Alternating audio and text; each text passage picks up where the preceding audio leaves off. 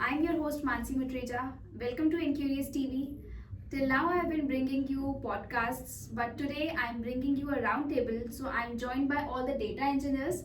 I would like to give a quick introduction about myself. So Mansi this side, and I have work experience as an AI and ML engineer. And I'd like others to introduce themselves. Hi guys, this is Shukrit. I'm an associate data engineer from Tredence, followed by.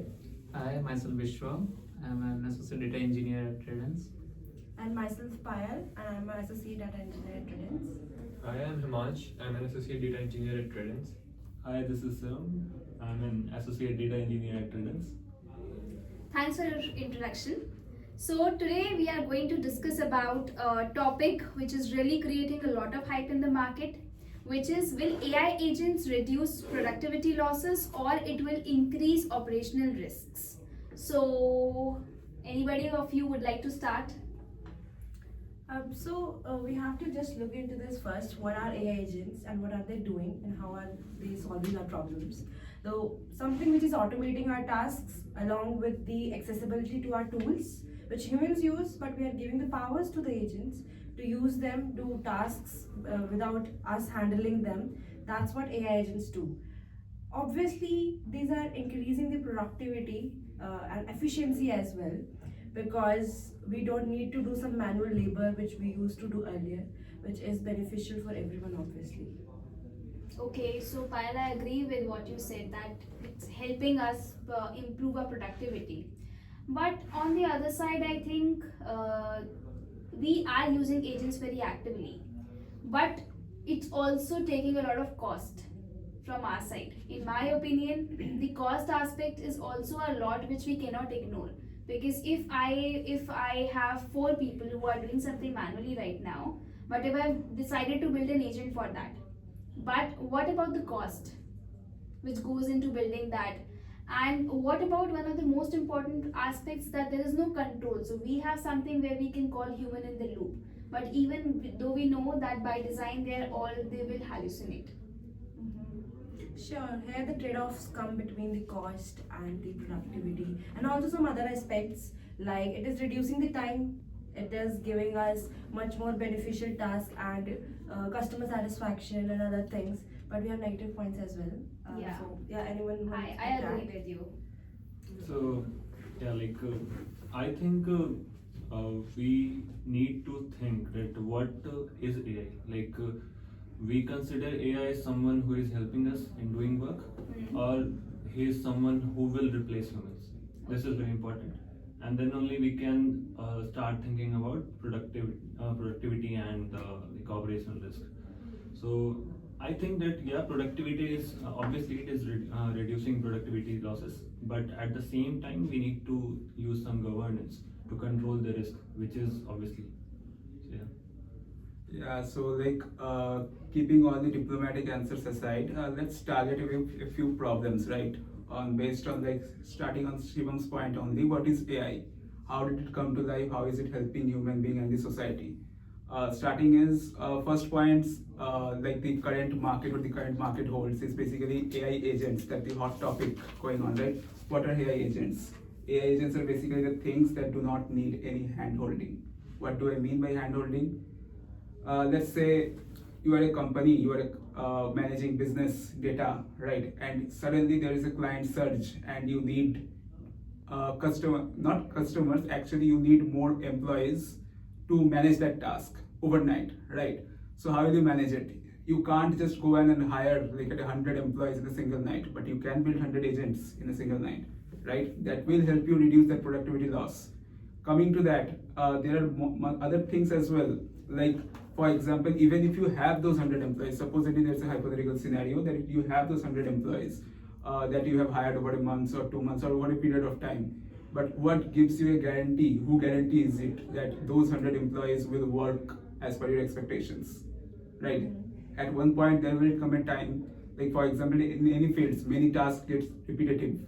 They get boring, and when it gets boring, errors will happen. But agents do not do that, right? Even if agents are thinking like human brains, Yeah. they're much ahead of it. them. So Sukhrit, I have one counterpart for this. Like as you said, suppose if you have a client delivery the next day, you've got a certain requirement for building 100 agents as you would have said, right? Again, the same thing I raised earlier, like what about the cost aspect? You're saying one is that you can build 100 agents. Okay, that's possible. But what subscription you would be using, how many different accounts, how many tokens, and you have built those 100 agents, but there's another aspect which comes into picture, which is about maintenance. You've deployed them all, you have put it into production, but who is going to maintain them? So again, you're saying that humans would get fatigue after a certain point of time. But even I have seen, suppose if I am having a chat for a very long time, after a point it will start hallucinating, right? So what about that? So if there's a human who is getting fatigue after one point of time, so there is a kind of fatigue which agents also get, but that's not visible in their physical presence or something. Yeah, I think Shivam has to say something. Yeah, I would like to add to Mansi's point, like according to a research, like not only humans but AI also can make mistakes. Like some study reported that hallucinations affected 20% of total generative like responses. Again, 45 you can talk about customer agents, like so 45% of customers do not are very comfortable with agents. They prefer human in the loop. So yeah. Now if that's the point which both of you have said, literally I also felt quite valid. Obviously, now there comes a subsection like how will you categorize those works, the workload, right? There can be subcategories under that various subcategories as well. For example, if we go into some kind of analysis, data analysis, which requires confidential information, you can't just go and hand it to some agent, right? You handle this. Maybe that information is confidential, not only confidential, maybe that requires some administrative level of decision making as well. You can't just go on and handle it, give it to them. As you have just said, key AI agents also make mistakes. Obviously, AI agents make mistakes. Now you need to categorize, like supposedly, if there's a problem, right? And this is how we differentiate between humans and AI. Why am I telling this? I know basically maybe I'm sounding contradicting to my points, but please listen to me, let me have your attention. Human makes mistake, that is once, right? Supposedly it goes on, like that particular same human won't repeat that same error if he is told, right? But agent works continuously over the night. Even when you sleep, it's working in the background, right? So there comes the butterfly effect. If anyone is aware of it, butterfly effect, what happens is basically, if one error, supposedly multiplication, right? You go on multiplying a basic error, supposedly 1% of 100 is just 1, right? Now this minute fraction from the actual answer, if you keep multiplying it to the bigger numbers, it will keep on multiplying. That can result in huge transactional losses. That comes my second point. You do not let the operational and decision making task be handled by AI. If any others of you are... So that comes under the AI governance only, right? Yeah. So we can have some prompts and already in place in the system prompt, so that we can stop the AI agent from doing anything like that beforehand, right? Yeah, I agree. Like there has to be a wise decision making where we know which tasks we have to delegate to AI and which we have to still bring in human. Because what value humans can impart, definitely AI cannot impart to the system which we are building. Another point which I would like to speak in favor of AI is, one thing it definitely helps us with is, suppose if I have been delegated with 100 tasks right now. So AI can do that. Suppose if I open 10 different terminals and I'm doing those tasks with 10 different terminals, that is a productivity or the tasks we can do in parallel. Human can do, but I think we still have a limitation. We can do 5 tasks, 6 tasks in parallel, but AI can do more than that. So that is also another point which I think is supported in the favor of AI. But contradicting to that point itself, supposedly if a human is doing 5 tasks only, right? Yeah. And similarly in this quite the similar amount of time AI is handling supposedly 100 tasks, right? If there is some mistake, not going to the normal problems and all, if there is some mistake, if we ask the human, why did you take this particular approach? Maybe he will have some explanation, right? Yeah. like this task was maybe I didn't get the suppose and so result, and I didn't get result because I was thinking like this, and maybe that is not the correct approach. But for AI, can you really justify why it is thinking? Like in the recent study, like if you have heard of the paper, the attention is all you need. How they defined self-attention. Self-attention was basically defined, if you all are quite aware, there is still that black box problem still remains even after 6 years, 7 years. No one can particularly answer what is going on inside of the transformer architecture. So if it makes some mistake, you need to analyze it. The time and effort you will spend in analyzing what the mistake was, how the mistake was, I think that is a hassle as well. So, like, I would like to add 2-3 points. So, if we say from the working perspective, like how there are still a lot of engineers who prefer writing code themselves, actually try to investigate each and every module written by LLMs, which is, I think, a big productivity bottleneck. It shouldn't happen like that. What you should be doing is that constraining your model to generate outcomes. So you should be focusing more on guardrails, those scripts and everything, so that the LLM doesn't deviate from its answer or give certain error answer rather than going through each and every module. So you won't be productive if you are changing each and every code written by the LLM. So that's the first point. Second is when we come to cost. So cost increases by two things. First is you are using an heavier model that reduces your tokens. And another thing, if your agent is hallucinating, the entire architecture is hallucinating. So each agent calling different agents and it's a loop. So to improve that, so what the right way to build agents, I feel, is that you don't think take a problem statement and think, okay, I should have a worker agent, a marketing agent, or this agent. So that is the wrong approach. First is you have your business problem, you give it to the LLM, a single LLM, and see the output and compare it how it's affecting my business. Okay, so the result is not sufficient. Do I need a tool to it for it? So if you need a tool for it, then add another agent for it. So that's how you build an agentic architecture from bottom up, not from top down.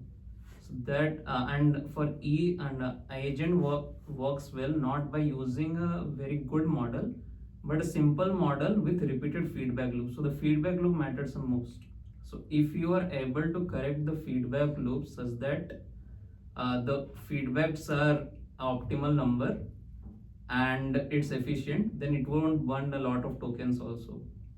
That's the, I think, 2-3 approaches.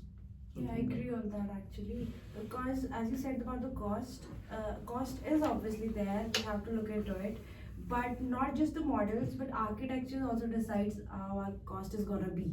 We can optimize our architectures to help reduce the cost that we're putting into it and can make our works done easily and much more personalized way as well with the AI agents. Yeah, I agree with you as well. Suppose if I have 5 different tech stacks or approaches in front of me, so if I decide the best one, then in that case, of course, there's a possibility that I can save my tokens or I can save my cost.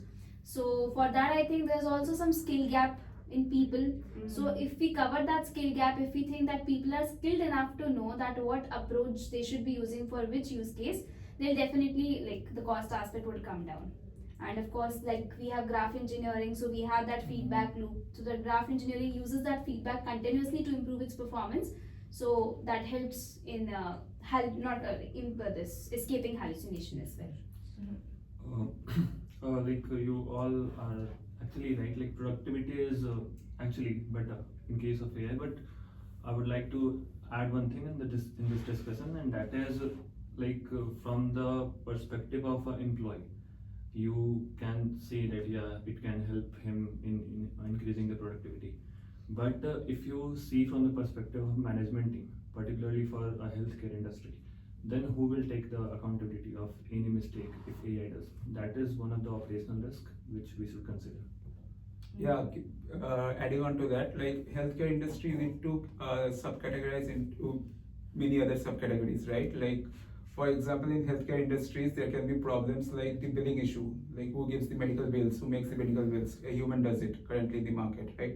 Other than that, there comes the problem of consultation and patient who will be consult immediately if he suffers from some kind of emergency, right?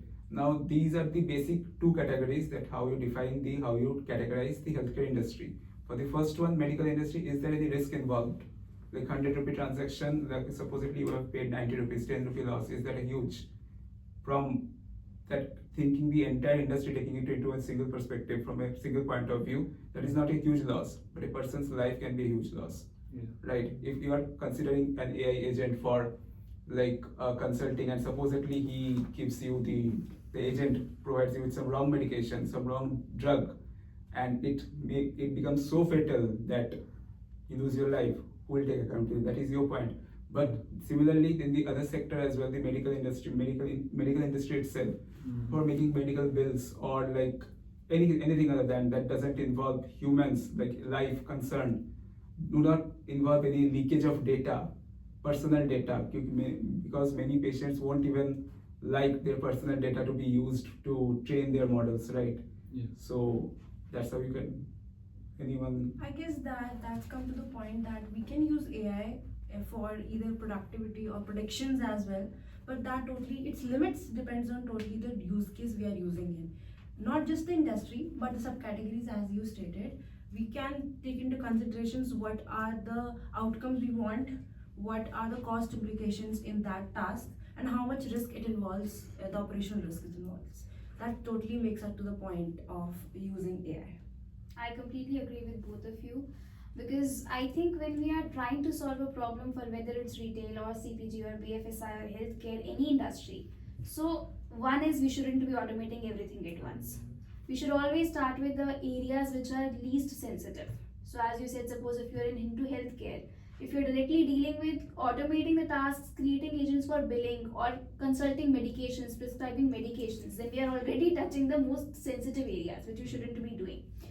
But if you are starting with, it will burst like a nuclear bomb. Once it gets triggered, it will blow up everything. So that's why it's important to start with something which is safer to use.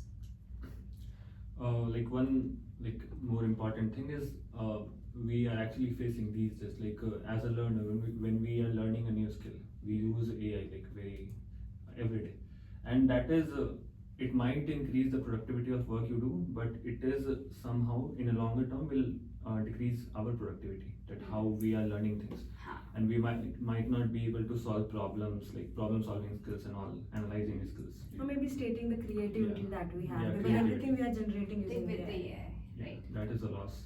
That is a loss for all the humans, Yes. of course. Yeah. Anybody else just put up any pointers? Not just pointers. I don't think this is a point. Maybe this is already covered. But the thing is the problem of hallucinations, right? Hallucinations. What AI is doing, like AI is thinking out of the box, or from what it is not supposed to think. Like there is another problem which I felt was the biasness. How do you reduce the biasness of a model? Who verifies it? Who governs it? Again, coming to that point of accountability. If we speak of stats, in 2019 there was a US survey for over 200 million patients were gathered and data from them were collected to check on the disease and the overall health well-being of the patients, right? Now, how do you define patient health? How do you label patient health? By what parameters? If you do not have that exact patient health parameter, you need some proxy variable to train that model on it, right? Now, how do you define a proxy variable in that sensitive field? Yeah. Anyone? It will be dangerous. What they did basically was use the patient total cost, how much cost was involved in treating that patient. Is that the correct way? Not at all. No. Like medication is not that easy, right? Like even if you talk about the recent CNN models as well, people's skin vary. If you use some medical imaging to treat MRI images, whatever, take any example. They pick up any size of tumor, any color of tumor that is on skin. If you use some CNN models over it, Like the color of tumor may vary. Like any kind of like a tumor that is developing into malignancy can be tested negative by an AI.